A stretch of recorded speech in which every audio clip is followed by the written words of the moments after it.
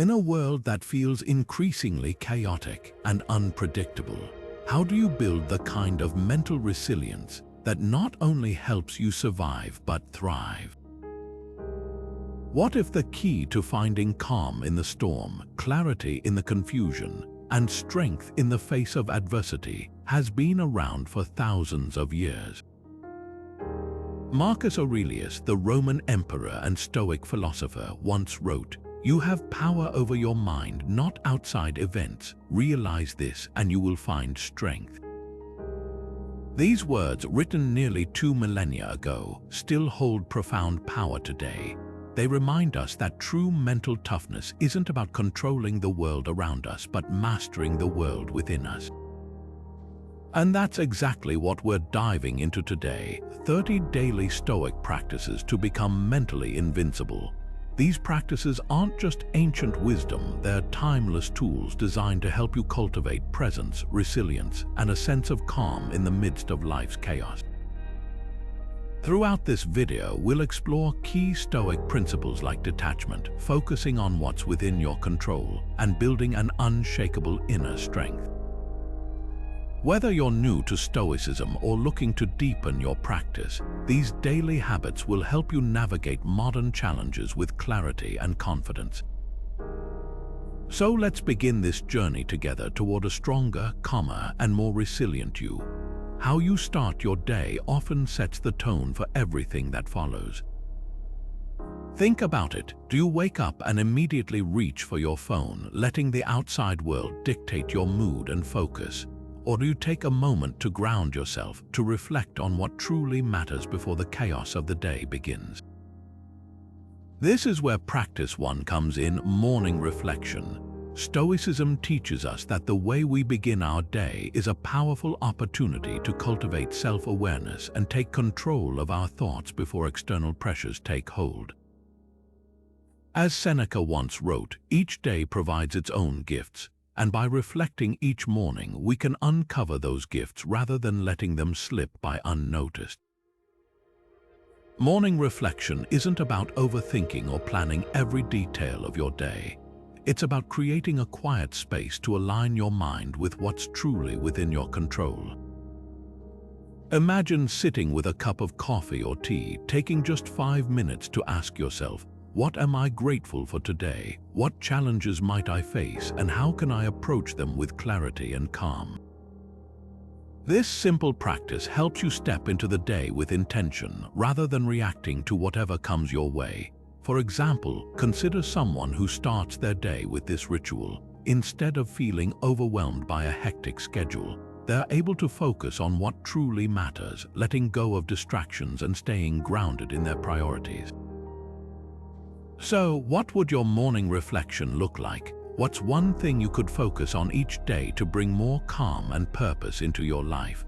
Whether it's gratitude, a specific intention, or even just a moment to breathe, this small habit can make a big difference. It's not about perfection, it's about showing up for yourself day after day and building the mental resilience to handle whatever comes your way.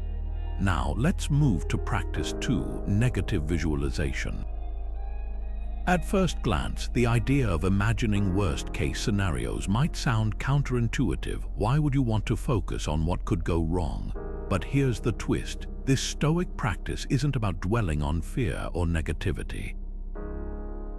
It's about preparing your mind to face challenges with clarity and gratitude. Epictetus, one of Stoicism's greatest teachers, put it this way: some things are within our power while others are not. Negative visualization helps us accept the latter, training us to focus on what we can control rather than wasting energy on what we can't.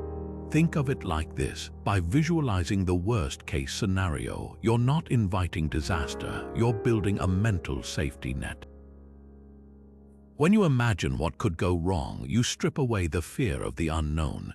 You realize that even if things don't go as planned, you'll still have the tools to handle it. For instance, imagine you're preparing for a big presentation at work. What if the technology fails? What if you forget your key points? By mentally rehearsing these possibilities, you're not only less likely to panic if they happen, but you're also more likely to appreciate the moments when everything goes smoothly. It's a subtle shift in perspective that can transform fear into confidence. Negative visualization also deepens gratitude. When you imagine losing something, your job, your health, or even a cherished relationship, you're reminded of how fortunate you are to have it in the first place. This practice doesn't just prepare you for hardship, it helps you cherish the present. For example, someone practicing negative visualization might take a moment to reflect on how lucky they are to have a supportive team at work, even on the toughest days. It's not about pessimism, it's about grounding yourself in reality and finding strength in the face of uncertainty. So, how can you apply this practice in your own life? What's one situation where fear or uncertainty holds you back? Take a moment to imagine the worst-case scenario. What would you do if it happened? How would you adapt? By confronting these fears head-on, you'll find that they lose their power over you. And in the process, you might just discover a newfound appreciation for the things you often take for granted. This is the power of negative visualization. It's not about expecting the worst, but about being ready for anything and finding gratitude along the way. Practice 3. Focus on what you control. One of the core principles of Stoicism is the dichotomy of control, the idea that some things are within our power and others are not. Marcus Aurelius put it simply, you have power over your mind, not outside events. This practice is about redirecting your energy toward what you can influence, rather than wasting it on what you can't. It's a shift in perspective that can dramatically reduce anxiety and bring a sense of calm to even the most chaotic situations. Let's break it down. Imagine you're stuck in traffic, running late for an important meeting. The frustration builds as you watch the minutes tick by, and you start to feel the stress take over. But here's the thing, you can't control the traffic. What you can control is how you respond to it. Do you let the frustration consume you, or do you take a deep breath, accept the situation, and use the time to mentally prepare for the meeting ahead? This is the essence of focusing on what's within your control, your thoughts, your actions, and your attitude. This practice isn't just about handling momentary stress, it's about building mental clarity over time. When you consistently focus on what you can control, you start to see patterns in your life. You realize how much energy you've been wasting on things that were never truly in your hands. And as you let go of those uncontrollable factors, you free up mental space to focus on what really matters, your growth, your relationships, and your sense of purpose. Think about your own life for a moment. What's one thing you've been stressing over that's actually outside your control? Maybe it's a work deadline that feels overwhelming, or a relationship that's not going the way you hoped. Now ask yourself, what can I control in this situation? It might be as simple as how you choose to approach the problem, or the effort you put into finding a solution. By shifting your focus to what's within your power, you'll find that even the most challenging situations become more manageable. This practice isn't about ignoring the world around you, it's about choosing where to invest your energy. When you focus on what you can control, you stop being a passive victim of circumstance and start taking charge of your own life. It's a mindset that builds resilience, reduces stress, and helps you navigate life's ups and downs with a sense of calm and confidence. So, what's one thing in your day-to-day life that you can focus on controlling? Start there and watch how it transforms your perspective. How often do you take a moment at the end of the day to reflect on what happened? Not just to scroll through your phone or replay stressful moments in your head, but to truly pause and think about what you learned, what you accomplished, and where you could grow. This is where practice 4 comes in, the evening review. It's a Stoic tradition that turns the end of your day into a powerful opportunity for self-improvement. Seneca once wrote, "Assess your progress every day. What bad habits did you curb? What virtue did you strengthen?" This practice isn't about judgment or regret. It's about learning, growing, and becoming more intentional with your life. The evening review is like a mental debrief. It's a chance to step back and ask yourself, what went well today, what didn't go as planned, and why? What can I do differently tomorrow? This simple act of reflection helps you identify patterns in your behavior, celebrate your progress, and learn from your mistakes. For example, maybe you handled a difficult conversation with patience and grace that's worth noting. Or perhaps you lost your temper over something small. That's an opportunity to ask yourself what triggered it and how you might respond differently next time. The goal isn't to dwell on the negative, but to use every experience as a stepping stone toward becoming your best self. Here's a simple framework to get started. First, take 5 minutes at the end of your day to jot down 3 things that went well. These could be big wins or small victories, anything that made you feel proud or grateful. Next, note 1 thing that didn't go as planned. Instead of criticizing yourself, approach it with curiosity. What can you learn from this experience? Finally, set 1 intention for tomorrow. It doesn't have to be grand or complicated. It could be as simple as, I'll take a deep breath before responding to stress. This framework keeps the process focused and manageable, so it doesn't feel like just another chore. Imagine doing this every night for a week. What might you discover about yourself? How might your mindset shift when you start celebrating your progress and learning from your challenges? The evening review isn't about perfection, it's about progress. It's about showing up for yourself day after day and building the kind of self-awareness that leads to lasting change.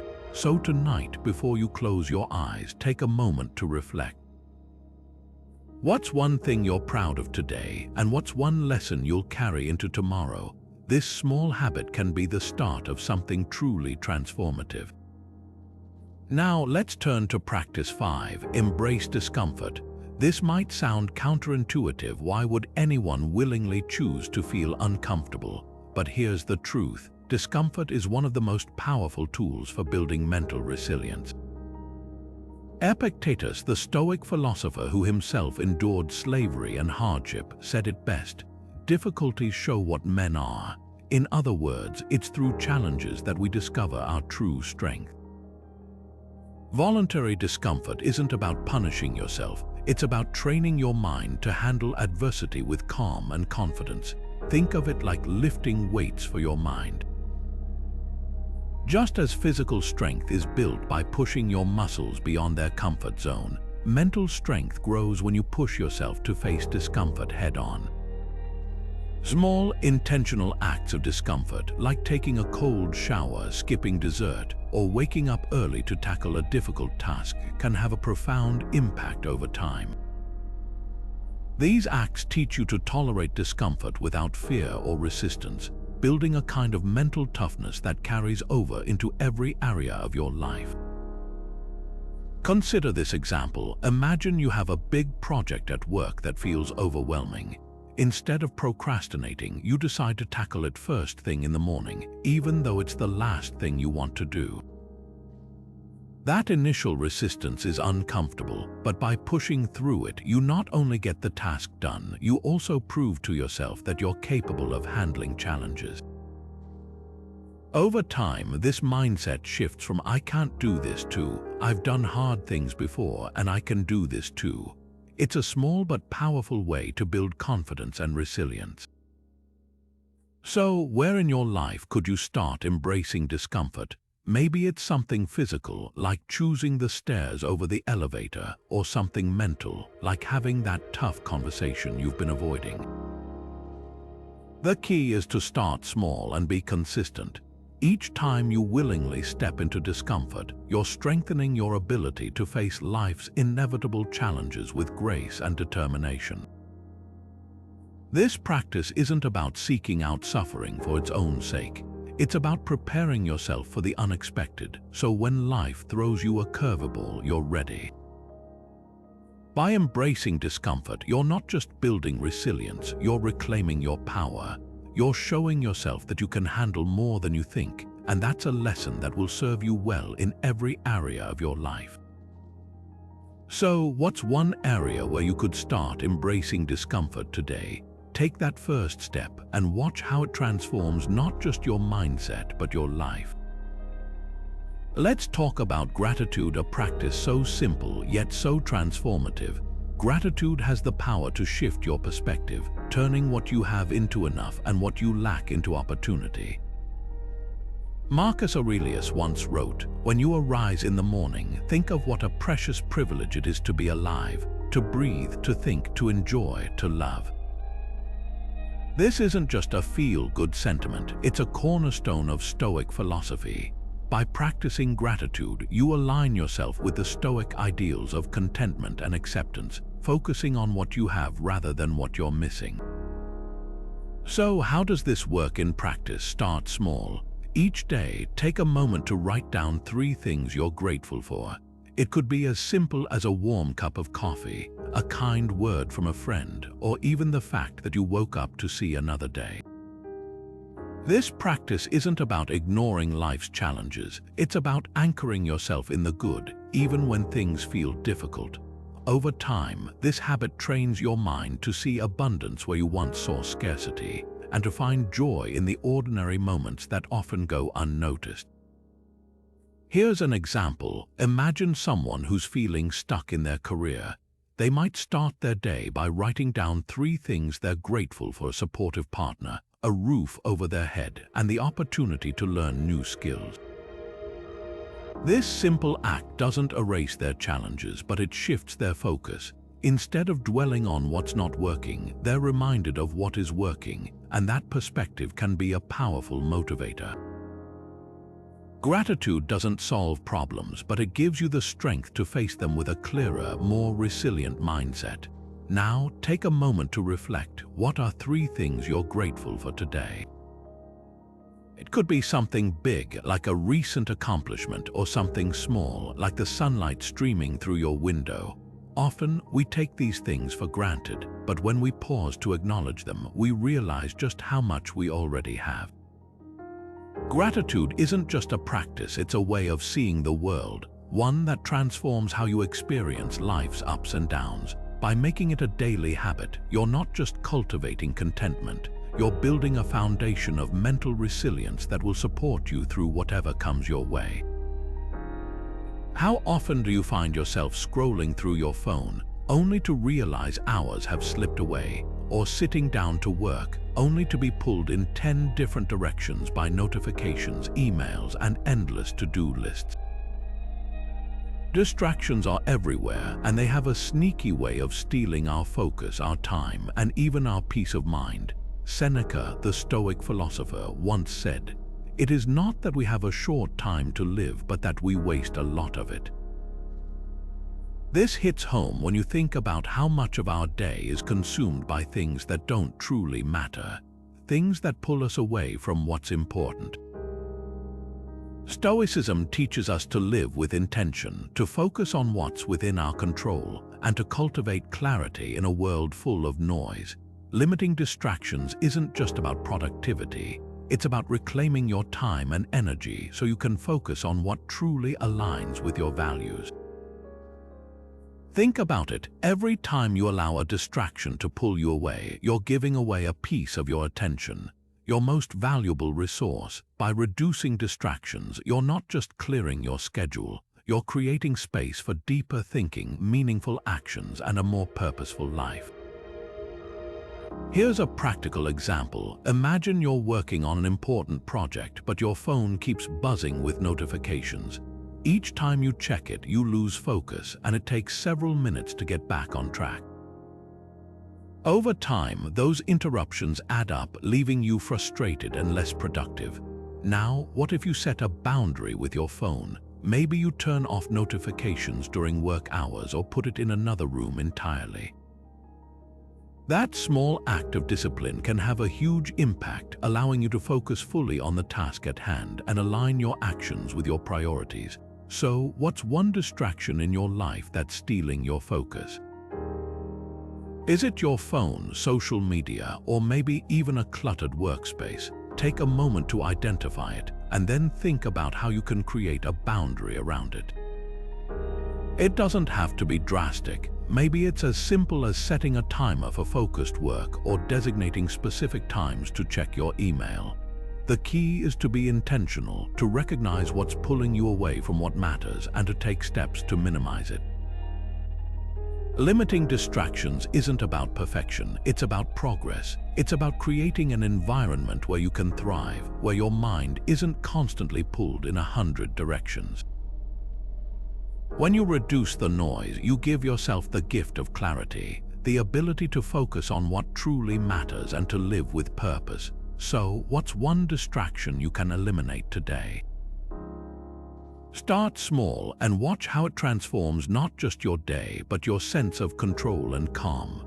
Imagine this: you're sitting at your desk trying to focus on a task, but your mind is racing thinking about yesterday's mistakes, tomorrow's deadlines, and 100 other things that pull you away from the moment. Sound familiar? This is where practice 8 comes in: cultivate presence. Epictetus once said, "We suffer more often in imagination than in reality." It's a reminder that so much of our stress and anxiety comes from dwelling on the past or worrying about the future, rather than focusing on the here and now. Cultivating presence isn't just a mindfulness exercise. It's a Stoic practice that helps you build mental resilience by grounding yourself in the present moment. Being present means fully engaging with what's happening right now without judgment or distraction. It's about noticing the sensations, thoughts, and emotions that arise in the moment without letting them sweep you away. This might sound simple, but in a world that's constantly pulling us in different directions, it's anything but easy. The Stoics understood that presence is a skill, one that requires practice and intention. When you learn to stay present, you're not just reducing stress, you're reclaiming your ability to respond to life with clarity and calm, rather than reacting out of habit or fear. Here's a practical way to start: mindful breathing. Next time you feel overwhelmed or scattered, take a moment to pause, close your eyes if you can, and focus on your breath. Feel the air entering your lungs, the rise and fall of your chest, the slight pause before you exhale. If your mind starts to wander, and it will, gently bring your attention back to your breath. This simple act of presence can be a powerful anchor, helping you find calm in the midst of chaos. For example, imagine someone stuck in a tense meeting. Instead of letting frustration take over, they take a few mindful breaths, grounding themselves in the moment. That small pause can make all the difference, giving them the clarity to respond thoughtfully rather than react impulsively. But presence isn't just for stressful moments, it's something you can practice in everyday routines too. Try it during a routine activity like washing dishes or walking to work. Instead of letting your mind wander, focus on the sensations, the warmth of the water, the sound of your footsteps, the rhythm of your movements. When you bring this kind of attention to the ordinary, you start to see it in a new light. The mundane becomes meaningful, and the present moment becomes a source of calm and connection. So, how can you start cultivating presence in your own life? What's one moment today where you can pause, breathe, and fully engage with the here and now? It doesn't have to be elaborate or time-consuming. It's about creating small moments of awareness that add up over time. By practicing presence, you're not just reducing anxiety, you're building a foundation of mental resilience that helps you navigate life's challenges with grace and intention. The present moment is all we truly have, and when you learn to live in it fully, you'll find a kind of strength that no amount of worry or regret can take away. Change is the only constant in life, a truth that can feel both comforting and unsettling. Marcus Aurelius, the Stoic emperor, once wrote, "Everything is ephemeral, both that which remembers and that which is remembered." In other words, nothing lasts forever, not the good, not the bad, not even the memories we cling to. This might sound bleak at first, but here's the paradox. When we truly accept the impermanence of life, we find a profound sense of freedom.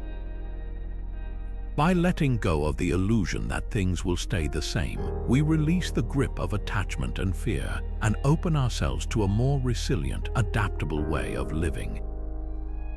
Think about it. How much of our stress and anxiety comes from trying to hold onto things that are inherently fleeting?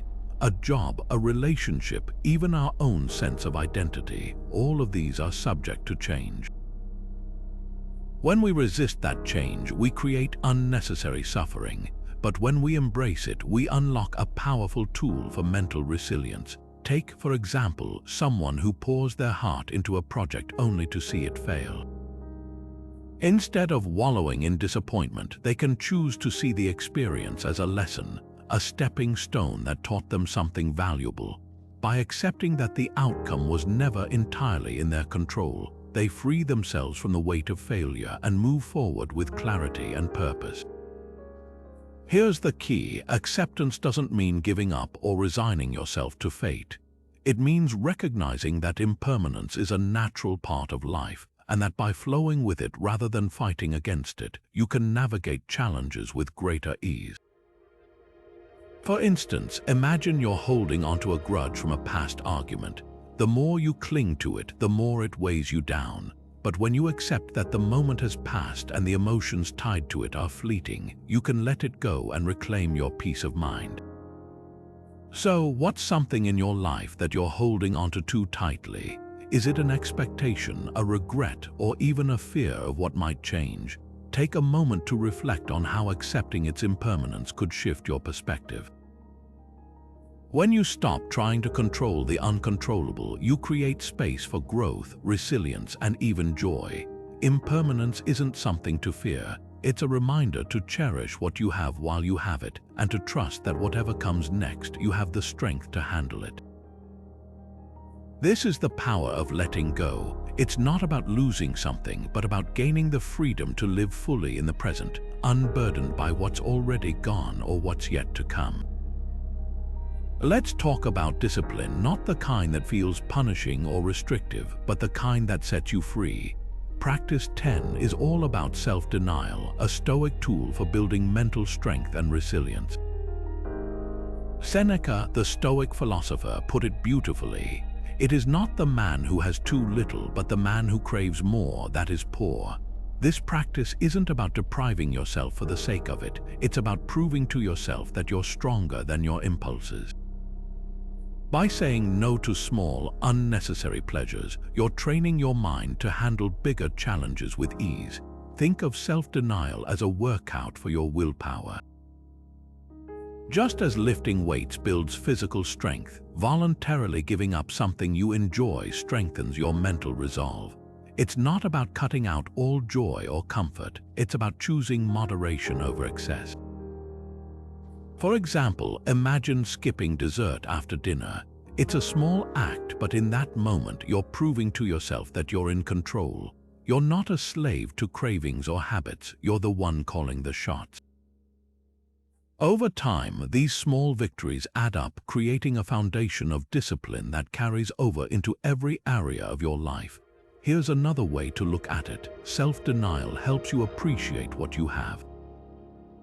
When you're constantly indulging, it's easy to take things for granted, but when you pause and say, "Not today," you're reminded of how much you already enjoy. Take screen time, for instance. If you're used to scrolling through your phone for hours, cutting back even slightly can feel uncomfortable at first. But in that discomfort, you might discover something surprising, a newfound appreciation for quiet moments, deeper conversations, or even just the stillness of your own thoughts. So, what's one indulgence you could reduce? It doesn't have to be drastic. Maybe it's delaying your morning coffee by an hour, or choosing water instead of soda. The key is to start small and be consistent. Each time you practice self-denial, you're not just building discipline, you're reminding yourself that you're capable of more than you think. You're training your mind to find freedom in restraint, and that's a skill that will serve you well in every area of life. This practice isn't about punishment, it's about empowerment. When you learn to say no to the small things, you're better prepared to say yes to the big things that truly matter. You're proving to yourself that you have the strength to choose your path rather than being pulled along by every whim or desire. So, what's one thing you could deny yourself today? Start there and watch how it transforms not just your discipline, but your sense of control and confidence. Practice 11. Reflect on mortality. At first glance, the idea of thinking about death might seem morbid or unsettling, but for the Stoics, it was one of the most powerful practices for living fully. Marcus Aurelius wrote, "You could leave life right now. Let that determine what you do and say and think."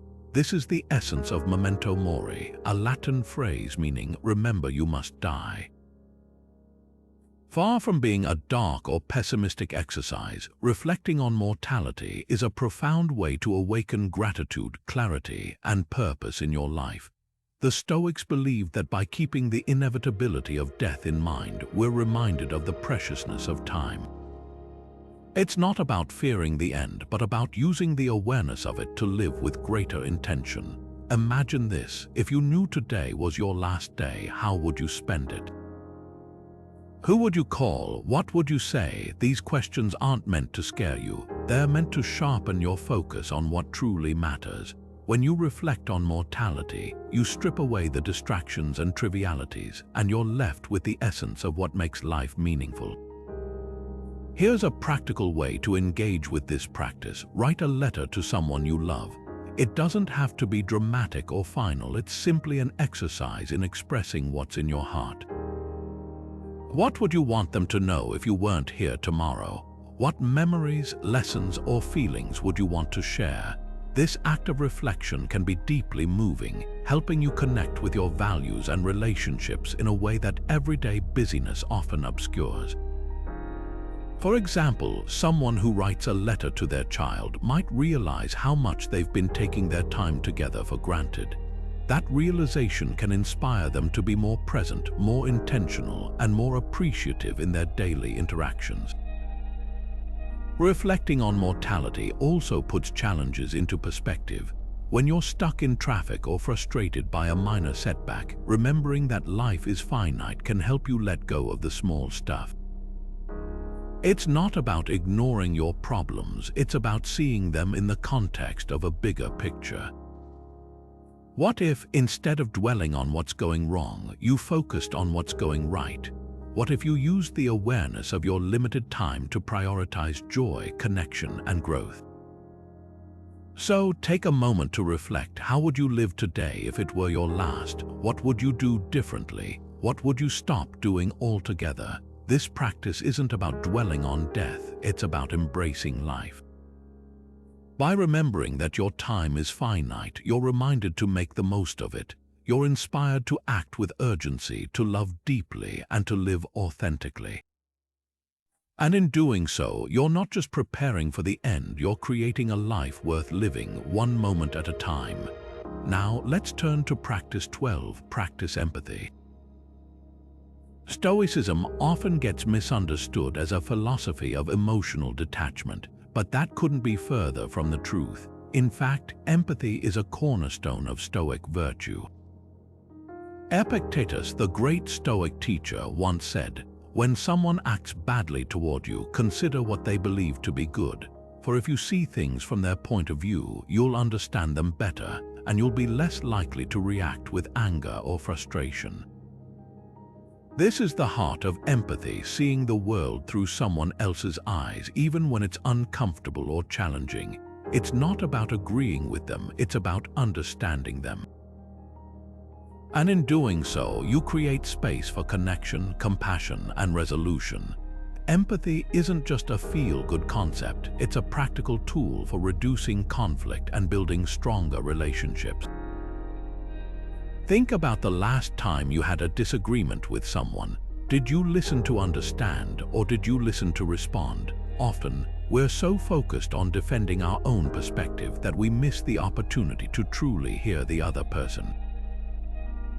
But when you practice empathy, you shift that dynamic. You're no longer two opposing sides trying to win an argument. You're two people trying to understand each other. And that shift can transform even the most difficult conversations. Here's an example. Imagine you're in a heated discussion with a colleague at work. They're frustrated with a decision you made, and it's tempting to get defensive or dismiss their concerns. But instead, you take a deep breath and ask yourself, what might they be feeling right now? Why does this matter so much to them? By stepping into their shoes, even for a moment, you're able to see the situation from their perspective. Maybe they're feeling overlooked or undervalued, or maybe they're under pressure from their own responsibilities.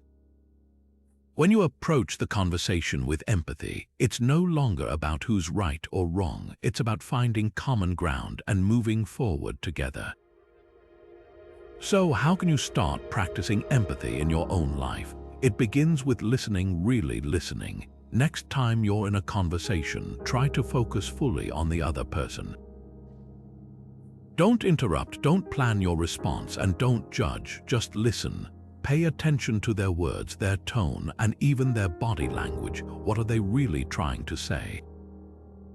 What emotions are they expressing? This simple act of presence can completely change the dynamic of a conversation, creating a sense of trust and mutual respect. Empathy isn't about being a pushover or ignoring your own needs. It's about finding balance. It's about recognizing that everyone has their own struggles, their own fears, and their own story.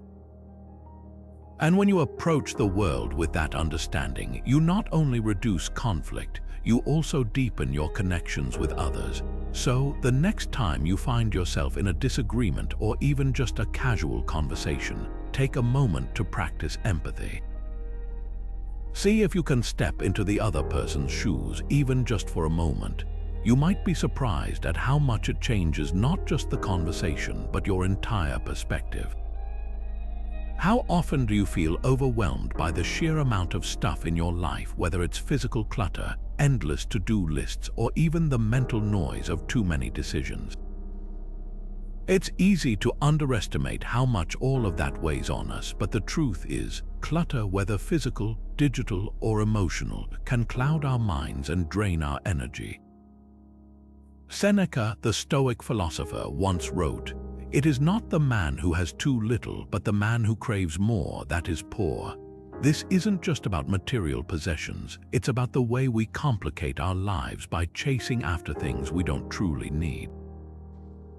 Simplifying your life isn't just a practical choice, it's a Stoic practice that helps you focus on what truly matters and find contentment in what you already have. Stoicism teaches us to prioritize what's essential and let go of what's not. By simplifying, you're not just clearing space in your home or schedule, you're creating mental clarity and emotional freedom. Think about it, every object, obligation, or decision you add to your life demands a piece of your attention. When you reduce those demands, you free up energy to focus on what aligns with your values and goals. For example, imagine decluttering your workspace, removing unnecessary papers, old coffee cups, and unused gadgets. Suddenly, your desk feels less chaotic and your mind feels lighter. That's the power of simplicity. It clears the path for focus and calm. But simplifying isn't just about physical clutter. It's also about reducing mental and emotional clutter. How many decisions do you make in a day, from what to wear to what to eat to how to respond to an email? Each one, no matter how small, adds to your cognitive load. By simplifying, whether it's adopting a minimalist wardrobe, creating routines, or setting boundaries, you reduce decision fatigue and create more mental space for what truly matters. For instance, someone who simplifies their morning routine by preparing their clothes and meals the night before starts their day with less stress and more intention. It's a small change, but it can have a ripple effect on their entire day. So, where could you start simplifying your life? Is it your physical space, your schedule, or even your digital habits? Take a moment to reflect on one area that feels overwhelming or cluttered. What's one thing you could remove, streamline, or let go of? It doesn't have to be drastic. Maybe it's as simple as unsubscribing from emails you never read, or saying no to an obligation that drains your energy. Each step toward simplicity is a step toward clarity, focus, and peace. This practice isn't about living with less for the sake of it. It's about making room for more of what brings you joy, purpose, and fulfillment. When you simplify, you're not just decluttering, you're reclaiming your time, your energy, and your attention. It's a way of aligning your outer world with your inner values, and in doing so, you create a life that feels lighter, freer, and more intentional.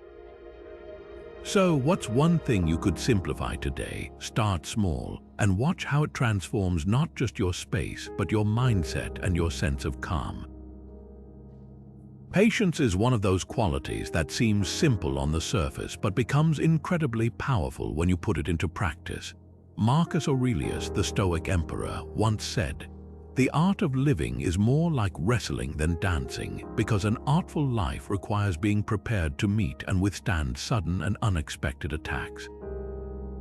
What he's pointing to here is the virtue of patience, not just waiting passively, but enduring challenges with grace and resilience. Patience isn't about gritting your teeth and enduring. It's about maintaining your composure and perspective, even when things don't go as planned. Think about it. How often do we let impatience steal our peace? Whether it's sitting in traffic, waiting for a response to an email, or dealing with a slow-moving line at the grocery store, impatience often leads to frustration, stress, and even anger. But here's the thing, those moments of waiting are beyond our control. What we can control is how we respond to them. Patience is the bridge between what happens to us and how we choose to react. It's the difference between letting a minor inconvenience ruin your day and using that time to pause, breathe, and refocus. Let's take a real-world example. Imagine you're stuck in a long line at the DMV. It's easy to let frustration take over, to start complaining or checking your watch every few seconds. But what if instead you use that time to practice patience? You might take a few deep breaths, observe the people around you, or even reflect on something you're grateful for. By shifting your mindset, you're not just enduring the wait, you're transforming it into an opportunity to build resilience. Over time, these small acts of patience add up, helping you handle bigger challenges with the same calm and clarity. So, where in your life could you start practicing patience? Is it in your daily commute, your interactions with a difficult coworker, or even your own expectations for how quickly things should happen? The next time you feel impatience creeping in, ask yourself, what can I control in this moment?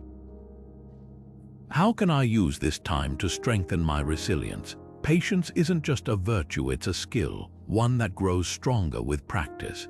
And when you cultivate it, you'll find that even the most frustrating situations become opportunities to grow, rather than obstacles to overcome. Let's talk about what it means to live a life of virtue, not just in the Stoic sense, but in a way that resonates with the challenges and choices we face every day. The Stoics believed that true success isn't measured by wealth, fame, or external achievements, but by the quality of our character. Epictetus, one of Stoicism's most influential teachers, put it this way: first say to yourself what you would be, and then do what you have to do. In other words, living a virtuous life begins with clarity about your values and the courage to act in alignment with them, no matter the cost. Focusing on virtue isn't about perfection or rigid moral rules. It's about cultivating qualities like honesty, courage, wisdom, and justice in your daily actions. These virtues become the compass that guides you through life's complexities, helping you stay grounded when external circumstances tempt you to compromise. For example, imagine you're faced with a difficult choice at work. Do you cut corners to meet a deadline, or do you take the harder path and uphold your integrity? Choosing honesty over convenience might feel uncomfortable in the moment, but it strengthens your character and builds a foundation of trust with those around you. Over time, these small acts of virtue accumulate, creating a sense of inner peace that no external success can match. Here's the thing, focusing on virtue doesn't mean ignoring practical concerns or living in some lofty, detached ideal. It's about finding balance. It's about making choices that align with your deepest values, even when it's inconvenient or unpopular. Think of it as a daily practice of self-respect. Every time you choose kindness over judgment, courage over fear, or honesty over deceit, you're not just living virtuously, you're building a life that feels authentic and meaningful. So what does virtue mean to you? Is it standing up for what's right, even when it's hard? Is it treating others with respect, even when they don't deserve it? Or is it simply showing up as your best self, day after day, regardless of the circumstances? Take a moment to reflect on the virtues that matter most in your life. How can you bring them to life in your actions, your relationships, and your decisions? When you focus on virtue, you're not just shaping your character, you're creating a life of purpose, one choice at a time.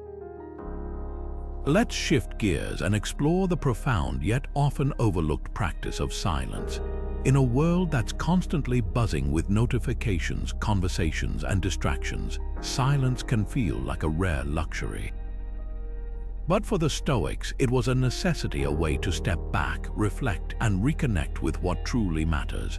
Seneca, the Stoic philosopher, once wrote, "Nothing is so useful that it can be of any service in the mere moment of its hearing." You need to allow it to sink in, to settle, and to take root.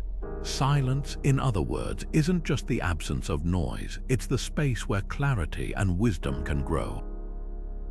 Think about the last time you experienced true silence, not just a quiet room, but a moment where your mind wasn't racing, where you weren't planning or worrying or replaying conversations in your head. It's in these moments that we can truly hear ourselves. Silence allows us to step away from the mental chatter and tune into our inner voice, the one that often gets drowned out by the noise of daily life. It's not about escaping the world, it's about creating a space where you can process it without being overwhelmed. Here's a simple way to start. Carve out just 5 minutes in your day to sit in silence. It could be in the morning before the house wakes up, during your lunch break, or even before bed. Sit comfortably, close your eyes if it helps, and simply focus on your breath. When thoughts arise, and they will, don't fight them. Just notice them, let them pass, and gently bring your attention back to the silence. This isn't about achieving a perfectly empty mind. It's about giving yourself permission to pause and reset. Over time, these moments of silence become a sanctuary, a place where you can recharge and gain perspective. Consider this example. Imagine someone who starts their day with a few minutes of silence.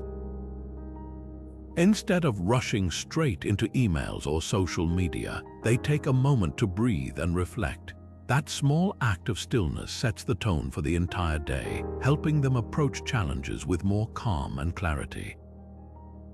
Silence isn't just a break from noise, it's a tool for building resilience and focus, one quiet moment at a time. So when can you start practicing silence?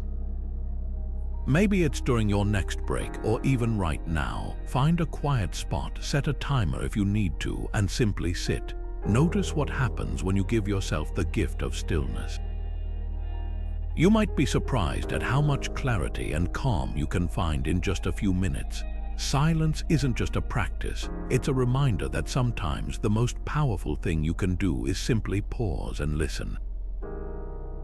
How do you react when someone criticizes you, whether it's a harsh comment, a challenging performance review, or even a passing remark that feels like a jab? For most of us, criticism stings. It triggers defensiveness, frustration, or even shame. But what if, instead of reacting, you could respond with grace and openness? Marcus Aurelius, the Stoic emperor, once wrote, "If someone is able to show me that what I think or do is not right, I will happily change, for I seek the truth by which no one was ever truly harmed." This mindset, seeing criticism not as an attack but as an opportunity for growth, is at the heart of Stoic philosophy. It's about humility, self-awareness, and the willingness to learn even when it's uncomfortable. Accepting criticism gracefully isn't about agreeing with everything people say or letting others walk all over you. It's about recognizing that feedback, even when it's delivered poorly, can be a valuable tool for self-improvement. The Stoics believed that we should focus on what's within our control, our thoughts, actions, and reactions. When someone criticizes you, their words are outside your control. But how you respond, that's entirely up to you. By choosing to listen, reflect, and learn, you're exercising your power to grow, rather than letting your ego dictate your response.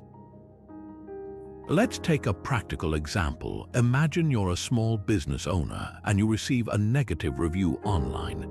Your first instinct might be to defend yourself or dismiss the criticism as unfair. But what if instead you paused and asked yourself, is there any truth to this feedback? Could I use it to improve? By approaching the situation with curiosity rather than defensiveness, you might discover areas where you can enhance your service or communication. Even if the criticism isn't entirely fair, responding calmly and professionally can turn a negative situation into an opportunity to build trust and credibility. So, how do you handle criticism? Do you immediately shut it down, or do you take a moment to reflect on what you can learn from it? The next time someone offers you feedback, whether it's constructive or cutting, try this pause. Take a deep breath. Ask yourself, what can I take away from this? By shifting your mindset from defense to growth, you're not just building resilience, you're cultivating a deeper sense of self-awareness and humility. Criticism, after all, isn't the enemy, it's a mirror, reflecting back the areas where we can become better versions of ourselves. And in the end, isn't that what growth is all about? Practice 18. Practice humility. Humility isn't about thinking less of yourself, it's about thinking of yourself less. Epictetus, the Stoic philosopher, once said, "It is impossible for a man to learn what he thinks he already knows." This simple yet profound statement cuts to the heart of humility. It's the willingness to recognize our limitations, to admit when we don't have all the answers, and to remain open to growth. In a world that often rewards confidence and assertiveness, humility can feel like a forgotten virtue. But for the Stoics, it was essential, a foundation for wisdom, connection, and self-improvement. Humility fosters learning because it requires us to set aside our ego and acknowledge that we don't have everything figured out. Think about it. When you approach a situation with humility, you're more likely to listen, to ask questions, and to seek out different perspectives. This openness not only deepens your understanding but also strengthens your relationships. People are drawn to those who are willing to admit they're human, who don't posture or pretend but instead show up authentically, flaws and all. Humility, in this sense, becomes a bridge, a way to connect with others on a deeper level. Let's take a practical example. Imagine you're at work and you've made a mistake on a project. Your first instinct might be to cover it up or shift the blame, fearing that admitting fault will make you look weak. But what if instead you took a humble approach? You could say, "I made an error here and I take full responsibility. Here's how I plan to fix it." By owning your mistake, you're not just demonstrating integrity, you're also creating an opportunity for growth, both for yourself and for your team. Humility, in this case, isn't a sign of weakness, it's a sign of strength. It shows that you're secure enough to admit when you're wrong and committed enough to make it right. So, how can you practice humility in your daily life? It might start with something as simple as listening more and talking less. When someone shares an idea, resist the urge to immediately share your own. Instead, ask questions and genuinely consider their perspective. Or perhaps it's about admitting when you don't know something, even if it feels uncomfortable. Humility isn't about diminishing yourself, it's about creating space for others and for growth. It's about recognizing that no matter how much you know, there's always more to learn. Take a moment to reflect. Where in your life could you practice a little more humility? Is it in your relationships, your work, or even your own self-perception? When you approach life with humility, you open yourself to new possibilities, new lessons, new connections, and new ways of seeing the world. And in doing so, you're not just becoming a better learner, you're becoming a better human. Humility, after all, isn't just a virtue, it's a practice, one that reminds us of our shared humanity and the endless potential for growth. How often do you find yourself juggling multiple tasks at once, trying to tackle your to-do list all at the same time? Multitasking has become a badge of honor in our fast-paced world, but here's the truth, it's often a trap. Seneca, the Stoic philosopher, once said, "Whatever task you set your hand to, do it with all your might." This isn't just a call to work hard, it's a reminder to work smart. When you focus your energy on one task at a time, you're not just being efficient, you're embodying the Stoic principles of presence and purpose. Single tasking is about more than just productivity, it's about mindfulness. It's about giving your full attention to the present moment, rather than scattering your focus across a dozen things. Think about it. When you're fully engaged in a conversation, for example, you're not just listening to the words being spoken, you're connecting with the person in front of you. You're noticing their tone, their expressions, and the unspoken emotions behind their words. That level of presence doesn't just deepen your relationships, it also brings a sense of calm and clarity to your own mind. Here's the challenge. In a world filled with distractions, staying focused on one task can feel almost impossible, but that's exactly why it's so powerful. When you commit to single tasking, you're making a conscious choice to prioritize quality over quantity. You're saying, this moment matters, this task matters, and I'm going to give it my full attention. For instance, imagine you're working on a project. Instead of jumping between emails, social media, and your task, you close all unnecessary tabs, silence your phone, and dive in. The result, you're not only more productive, but you also feel a deeper sense of satisfaction and accomplishment. So, what's one task you can focus on today? It doesn't have to be grand or complicated. It could be as simple as preparing a meal without checking your phone or reading a chapter of a book without skimming. The key is to approach it with intention, bringing your full attention to the present moment. When you do, you'll find that single tasking isn't just about getting things done, it's about experiencing life more fully, one task at a time. Let's dive into practice 20, practice detachment. Now, detachment might sound like indifference or apathy, but that's not what Stoicism is about. It's about freeing yourself from the grip of outcomes, those things that are ultimately beyond your control. Marcus Aurelius put it perfectly when he said, "You have power over your mind, not outside events. Realize this, and you will find strength." Detachment isn't about not caring, it's about caring deeply but not letting the results dictate your peace of mind. Here's how it works. When you pour your energy into something, a project, a relationship, a goal, it's natural to want a specific outcome. But what happens when things don't go as planned? Disappointment, frustration, even anxiety can take over.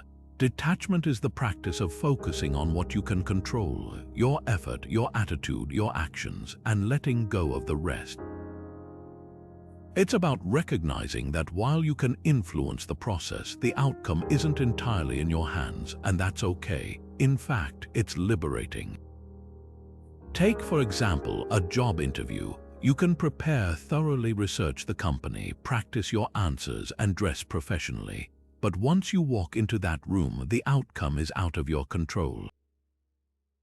The interviewer's mood, the competition, even the company's internal politics are factors you can't influence. By detaching from the result, you're not giving up, you're reclaiming your peace. You're saying, "I've done my best and that's enough." This mindset doesn't just reduce anxiety, it also allows you to approach challenges with confidence and clarity, knowing that your worth isn't tied to the outcome. Detachment also helps you see setbacks in a new light. Imagine you didn't get the job. Instead of spiraling into self-doubt, you can reflect on what you learned from the experience and how it might prepare you for the next opportunity. By detaching from the outcome, you're free to grow from the experience rather than being crushed by it. It's a subtle but powerful shift, one that transforms disappointment into resilience. So, what's something in your life that you need to detach from? Is it a relationship, a career goal, or even the opinions of others? Take a moment to reflect on what's within your control and what isn't. By focusing on your actions and letting go of the rest, you're not just reducing stress, you're opening yourself to a deeper sense of peace and possibility. Detachment isn't about giving up, it's about stepping into your power, free from the weight of expectations, and that's where true freedom begins. Kindness might seem like a simple, everyday act, but its impact can be profound both for the person receiving it and for you. Epictetus, the Stoic philosopher, once said, "What is the fruit of these teachings? Only the most beautiful and proper harvest of a truly educated person: tranquility, fearlessness, and freedom." At first glance, this might not seem like it's about kindness, but look closer.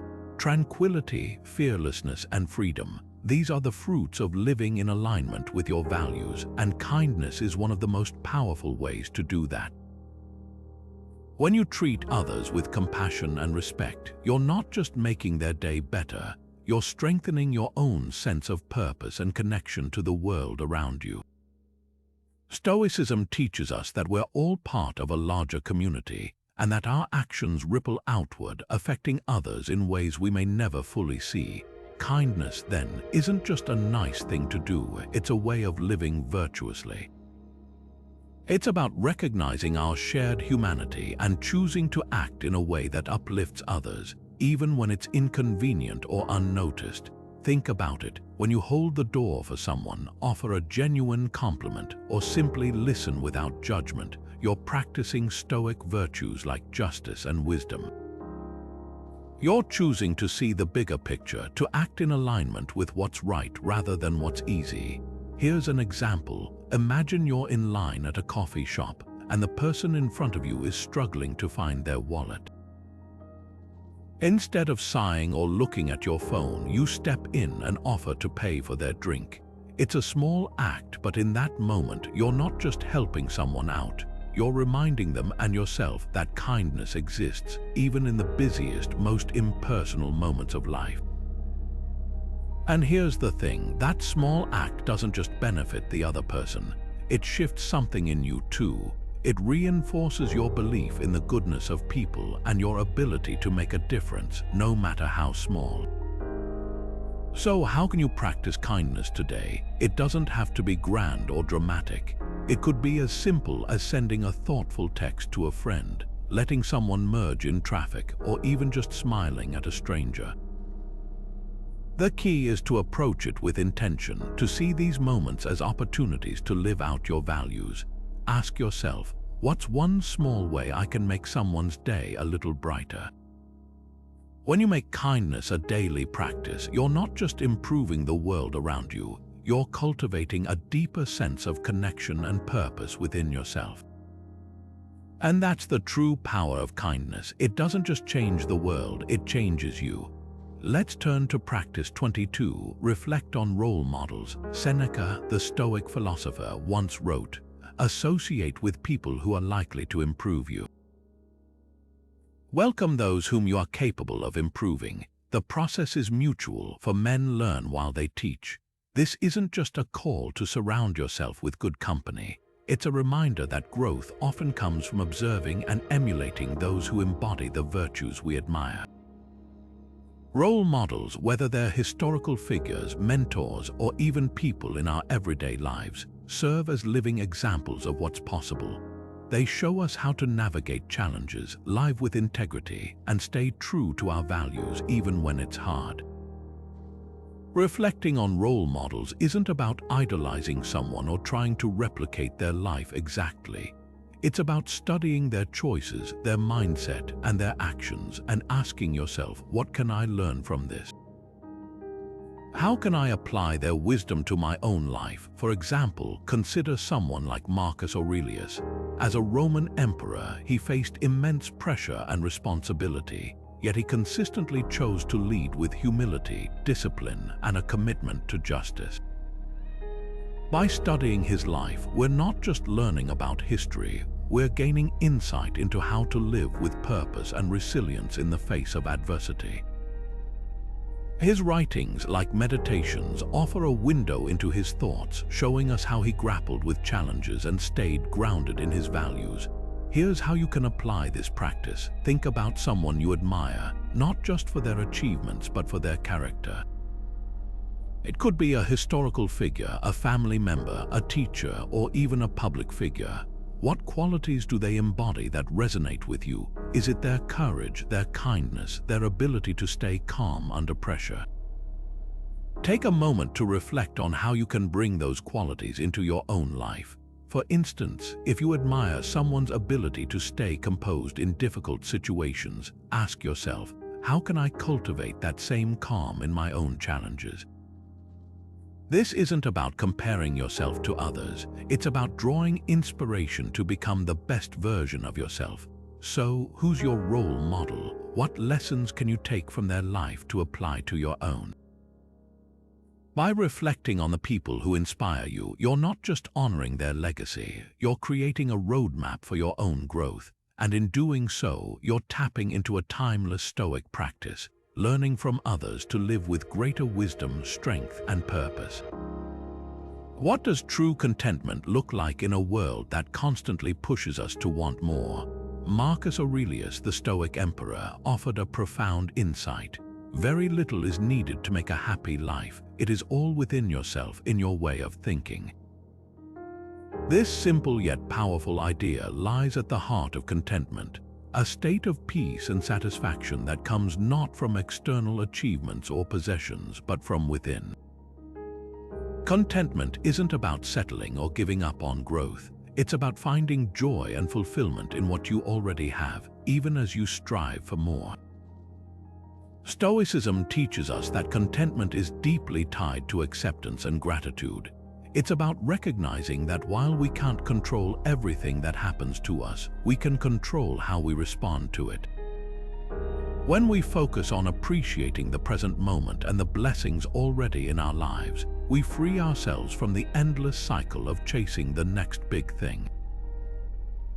Think about it. How often do we achieve a goal or acquire something new, only to immediately set our sights on the next target? Contentment interrupts that cycle, reminding us that happiness isn't a destination, it's a way of being.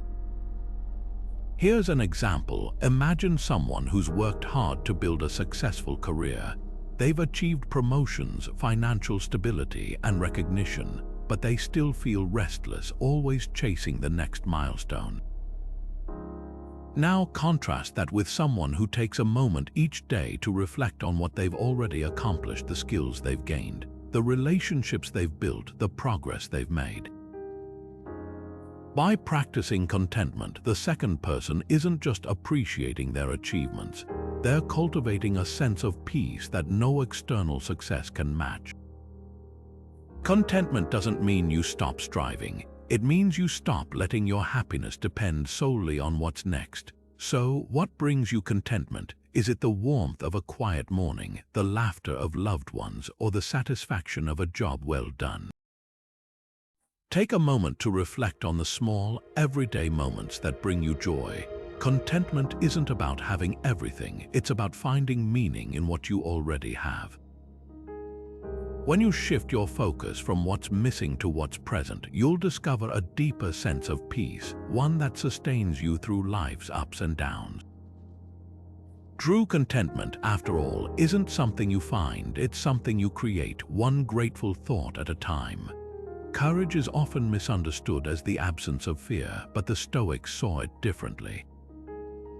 To them, courage wasn't about being fearless, it was about acting in spite of fear. Epictetus, the Stoic philosopher, once said, "It's not what happens to you, but how you react to it that matters."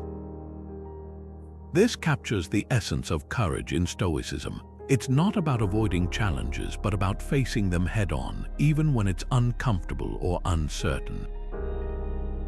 Courage, in this sense, is a virtue that builds resilience and confidence, one brave step at a time. Think about it. How often do we shy away from difficult conversations, avoid risks, or stay silent when we should speak up? It's natural to feel fear in those moments, but courage is what allows us to move forward anyway. When you practice courage, you're not just overcoming a specific challenge, you're proving to yourself that you're capable of handling adversity. Over time, these small acts of bravery add up, creating a foundation of confidence that carries you through life's bigger challenges. Take this example. Imagine you're in a meeting at work and a decision is being made that you strongly disagree with. Speaking up might feel risky, you could face pushback or even damage relationships. But what if you choose to speak your mind anyway, calmly and respectfully?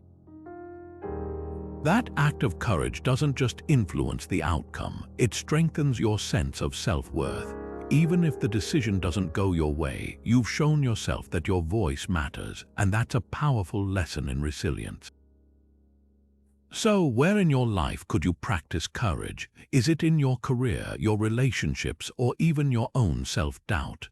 The next time you feel that familiar tug of fear, ask yourself, what would courage look like in this moment?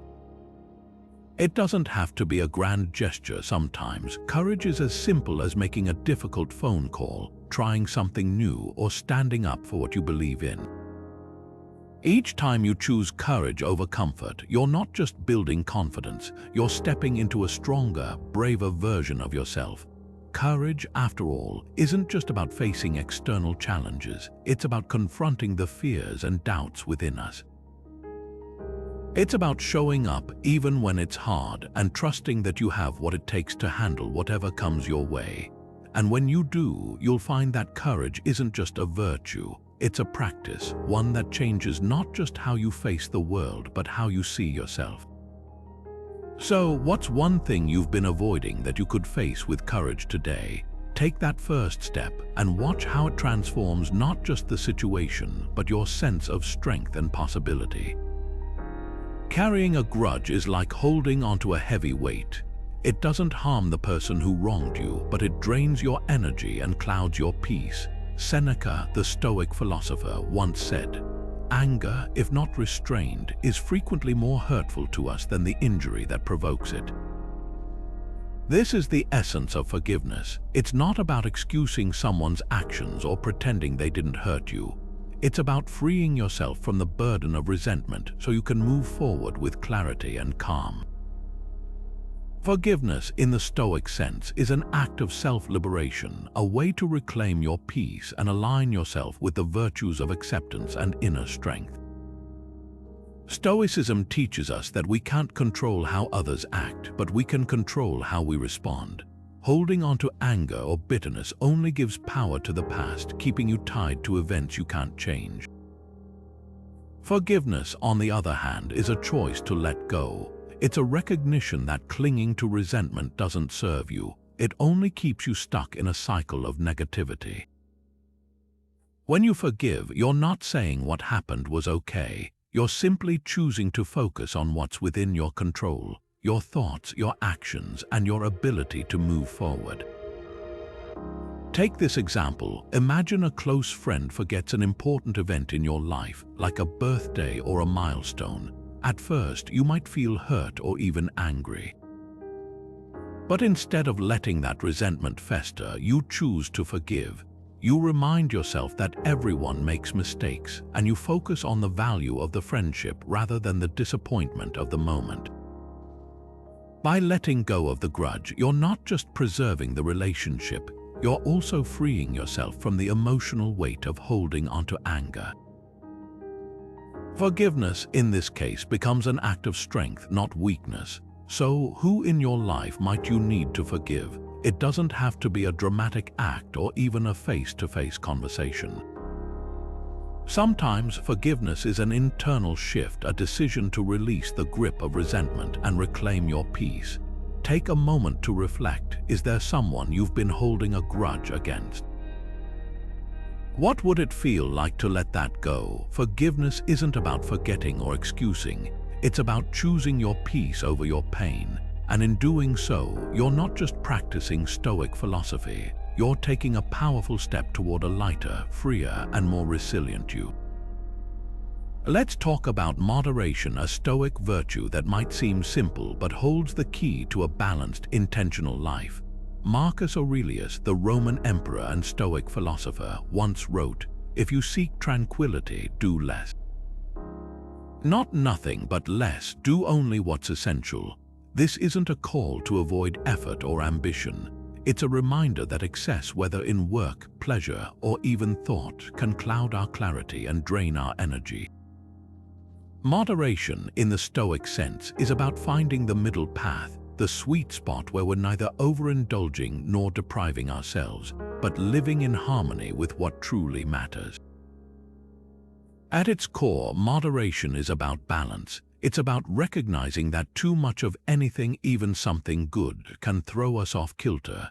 Think about it. When we overcommit to work, we burn out. When we overindulge in pleasures, we lose sight of deeper fulfillment.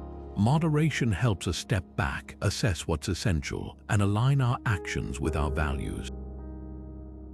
It's not about cutting out joy or ambition. It's about channeling them in ways that sustain us rather than deplete us. For example, consider social media. It's a tool that can connect us, inspire us, and even educate us, but when we spend hours scrolling aimlessly, it becomes a source of distraction and anxiety. By practicing moderation, setting limits on screen time, or being intentional about how we use these platforms, we reclaim our focus and energy for what truly matters. Here's the thing, moderation isn't about perfection or rigid rules. It's about awareness. It's about noticing when something is tipping the scales and making small adjustments to restore balance. Take food, for instance. Enjoying a delicious meal can be a source of joy and connection, but overindulging regularly can lead to discomfort and health issues. Moderation allows us to savor the experience without letting it control us. It's about enjoying life's pleasures without being ruled by them, and that's where true freedom lies. So, where in your life could you practice moderation? Is it in your work habits, your screen time, or even your relationships? Take a moment to reflect on one area where you might be leaning too far in one direction. What would balance look like in that area? Maybe it's setting boundaries around work hours, limiting time spent on social media, or even being more intentional about how you spend your weekends. The key is to start small and be consistent. Each time you choose moderation, you're not just creating balance, you're building the kind of clarity and resilience that helps you navigate life with purpose and calm. Moderation, in the end, isn't about restriction, it's about liberation. It's about freeing yourself from the pull of excess and creating space for what truly matters. When you live with moderation, you're not just practicing a Stoic virtue, you're cultivating a life of intention, balance, and peace. So, what's one area where you could bring a little more moderation today? Start there and watch how it transforms not just your habits, but your sense of clarity and control.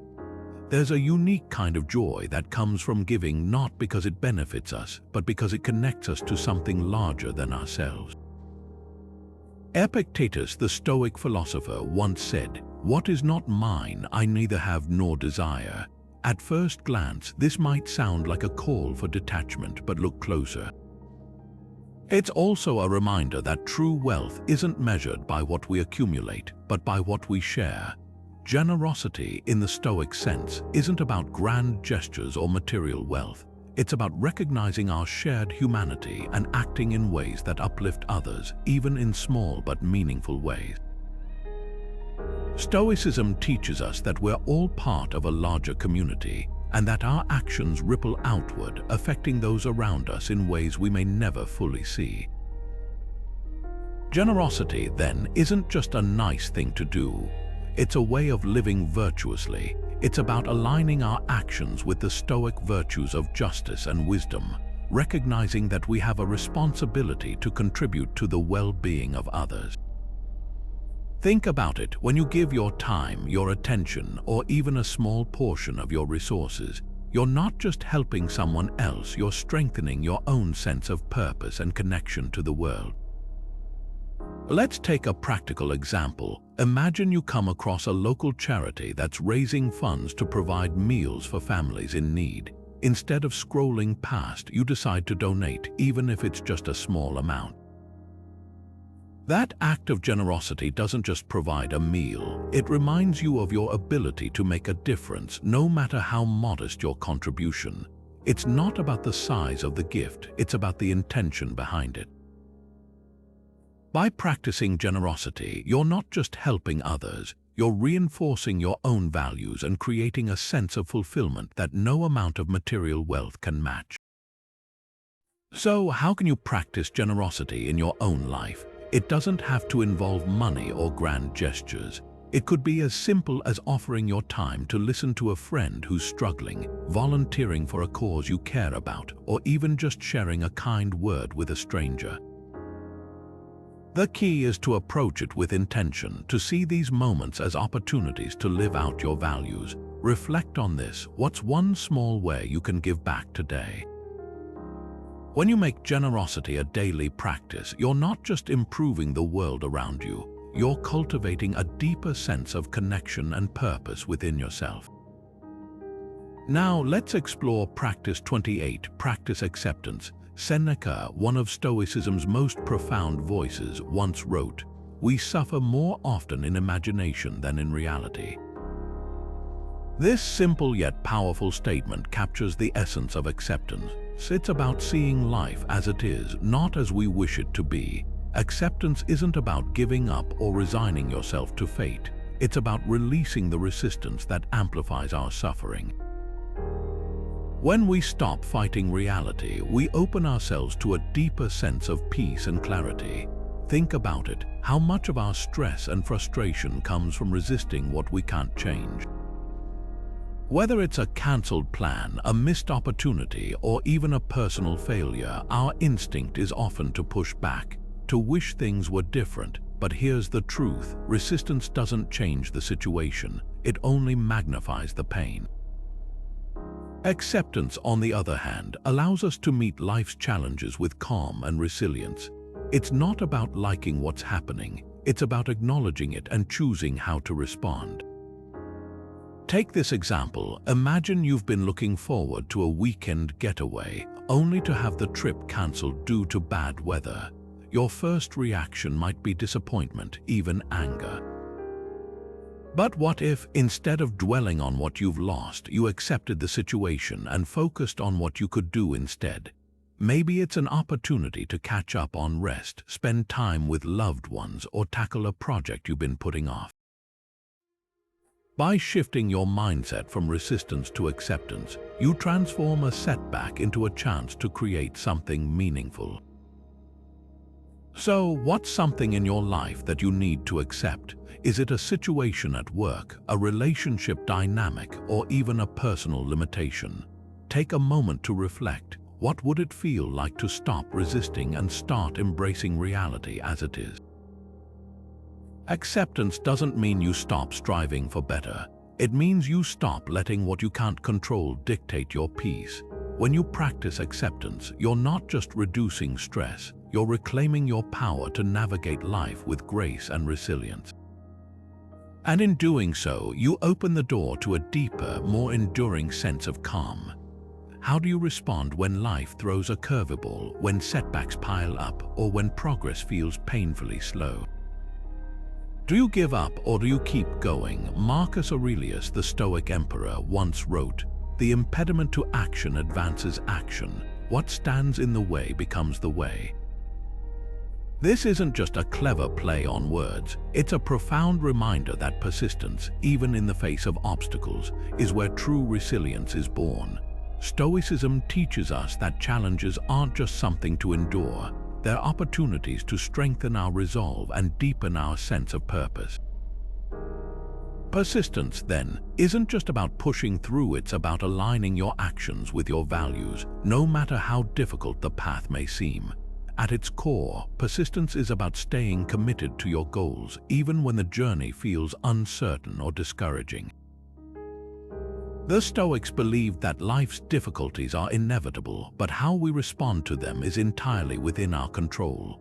When you persist, you're not just proving your determination, you're practicing the Stoic virtues of courage and discipline. Think of it like this: every time you choose to keep going, you're reinforcing your ability to handle adversity, building a foundation of mental toughness that carries you through life's toughest moments. Take, for example, someone working toward a long-term goal, like writing a book or starting a business. There will be days when progress feels invisible, when doubts creep in, and when the finish line seems impossibly far away. But here's the thing: those moments of struggle are where growth happens. By persisting, even when it's hard, you're not just moving closer to your goal, you're proving to yourself that you have what it takes to see it through. It's not about avoiding failure or setbacks, it's about using them as fuel to keep moving forward. So, where in your life could you use a little more persistence? Is it a project you've been putting off, a skill you've been hesitant to develop, or even a personal challenge you've been avoiding? Take a moment to reflect on what's holding you back, and then ask yourself, what's one small step I can take today to keep moving forward? Persistence isn't about perfection or overnight success. It's about showing up day after day, even when the results aren't immediate. Each small act of persistence adds up, creating a momentum that carries you closer to your goals and strengthens your resilience along the way. In the end, persistence is more than just a practice, it's a mindset. It's about believing in the value of your efforts even when the rewards aren't visible yet. When you persist, you're not just chasing a goal, you're building a life of purpose and resilience, one step at a time. So, what's one area where you can commit to persisting today? Start there, and let each small victory remind you of your strength and determination. After all, as the Stoics remind us, the obstacles in our path aren't roadblocks, they're the very things that shape us into who we're meant to become. Let's wrap up this journey with Practice 30, Practice Joy. It might seem surprising to end a series on mental resilience with joy, but for the Stoics, joy wasn't just a fleeting emotion. It was a practice, a way of being deeply rooted in the present moment. Epictetus, the Stoic philosopher, once said, "Happiness and freedom begin with a clear understanding of one principle: some things are within our control and some things are not." This simple yet profound idea reminds us that joy isn't something we chase or achieve through external success. It's something we cultivate by appreciating what's already here right now. Joy, in the Stoic sense, is closely tied to gratitude and presence.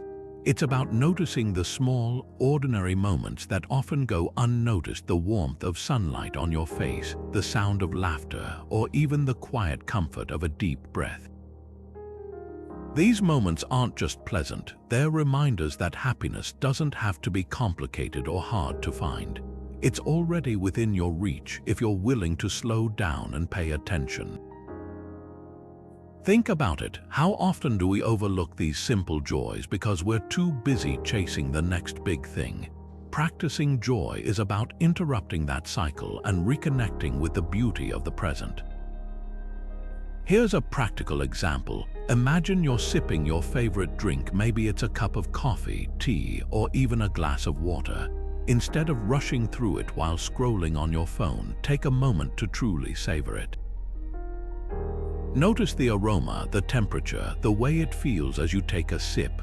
That small act of presence transforms an ordinary moment into something meaningful.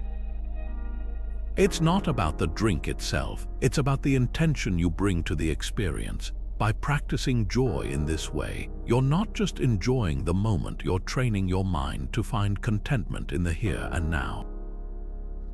So, what brings you joy? Is it the sound of rain on a quiet afternoon, the feeling of accomplishment after a task, or the warmth of a loved one's smile?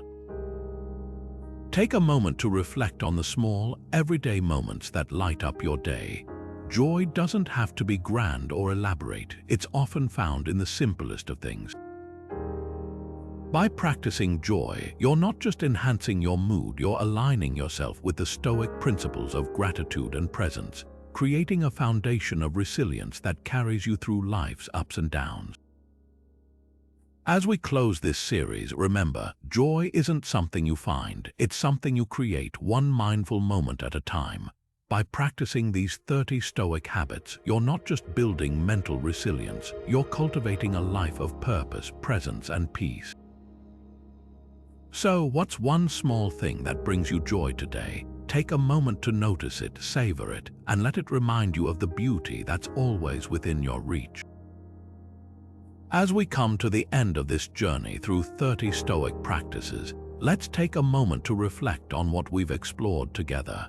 From morning reflections to evening reviews, from embracing discomfort to practicing gratitude, each of these habits is a stepping stone toward building mental resilience and inner peace. These practices aren't just tools for weathering life's storms, they're a blueprint for thriving in them. They remind us that true strength doesn't come from controlling the world around us, but from mastering the world within us. As Marcus Aurelius beautifully put it, you have power over your mind, not outside events. Realize this, and you will find strength. This is the heart of Stoicism, the understanding that our greatest power lies in how we choose to respond to life's challenges. Each of these 30 practices is designed to help you cultivate that power, one small habit at a time. Whether it's focusing on what you can control, practicing empathy, or finding joy in the present moment, these tools are about more than just surviving, they're about thriving. They help you build a life of purpose, clarity, and calm, no matter what comes your way. But here's the key, you don't have to do them all at once. In fact, the best way to start is by choosing just one practice that resonates with you. Maybe it's morning reflection to set the tone for your day, or evening review to reflect on your progress. Perhaps it's embracing discomfort to build resilience, or practicing gratitude to shift your perspective. Whatever you choose, commit to it. Try it for a week, a month, or even longer, and see how it transforms your mindset and your life. Now, I'd love to hear from you. What's one practice you're excited to try? Share your thoughts in the comments below. I'd love to know which one speaks to you the most. And if you found this video helpful, don't forget to subscribe and hit that notification bell for more Stoic insights and practical tools to help you live a calmer, stronger, and more intentional life. Remember, the journey to mental resilience isn't about perfection, it's about progress. It's about showing up for yourself day after day and choosing to grow. So take that first step, choose one practice and see where it takes you.